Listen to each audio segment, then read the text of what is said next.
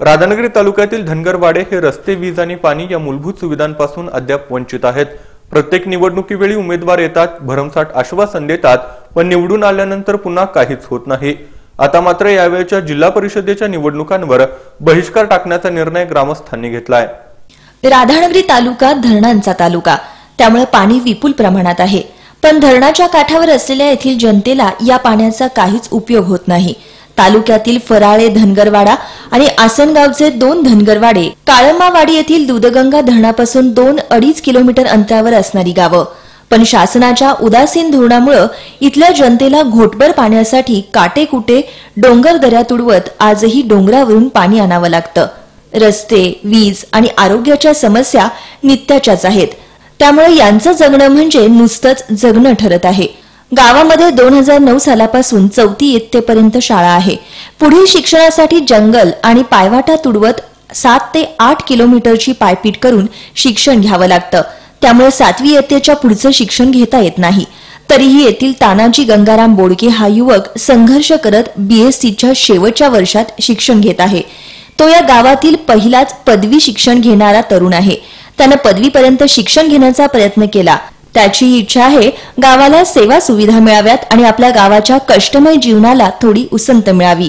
पाण्याची सोय नाही, एक लाईट नाही, रस्ता नाही, पाण्याला डोंगर दऱ्या, ओढे नाले हे ते हुडकावे लागतात आणि मतदानापुरते नेते मंडळी फक्त मतदानापुरतेच येतात आणि जातात। नंतर कोण काय ह्या गावाची चौकशी करत नाही की काय नाही। शाळा इथे 4थी पर्यंत आहे, परंतु तिथनं पुढे पायी चालत जावं लागते। 1-2-2.5-3 किलोमीटर आहे इथनं खाली, तिथं पायी चालत जायला लागते। मी की इथनं आता 10वी पर्यंत इथं खाली ठाकरे हायस्कूल आहे तिथं घेतलंय। तिथून पुढे मग कुरुकली कॉलेजला तिथं राहण्याची सोय तिथं आहे, त्यामुळे तिथंच राहिलो। ऐकणारी माणसं आम्ही, मग ते एखादा माणूस घरात बरं नसलं, माथा कोतराला बरं नसलं तर त्याला रस्ता आहे, त्याला पाठवून न्यायला पाहिजे राधानगरीला। त्याशिवाय मध्ये आधी कुठं जागा नाही, गाडी नाही, गाडी येणार कशाला, रस्ता नाहीच। तर जीव जायचा झाला तर जायला खालतं वड्याला कुठं चिखुला नाही पाहिजे, पाणी बी काय प्यायला। मी आमची चौकशी घ्यायची कुणी, लाकडाची मुळी इकून पोट भरतंय आमचे इथनी माग आम्ही दिवस काढले म्हणून आता मुलांचे दिवस त्यात निघतात।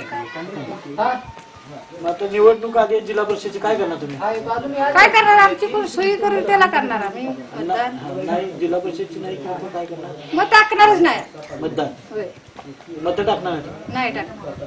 बरोबर, कोण आलं होतं का मत टाका वगैरे म्हणा? नाही आला कोण असं? राधानगरीपासून 10 किलोमीटर अंतरावर असणाऱ्या या गावामध्ये येण्यासाठी रस्ता नाही।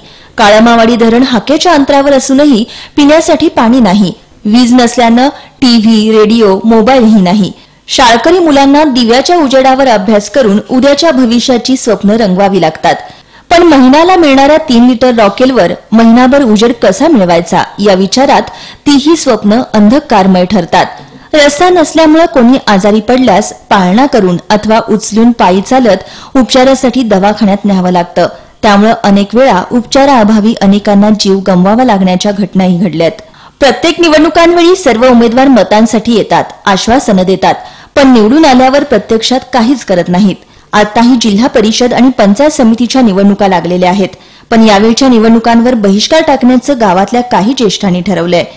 आता आपण उभे आहोत राधानगरी या तालुक्याच्या ठिकाणापासून अवघे 10 किलोमीटर अंतरावर असणाऱ्या फराळे धनगरवाडा आणि आसनगावच्या धनगरवाड्यावर। या धनगरवाड्यावर लोक अजूनही रस्ता, वीज, पाणी या मूलभूत सुविधांसाठी संघर्ष करत आहेत।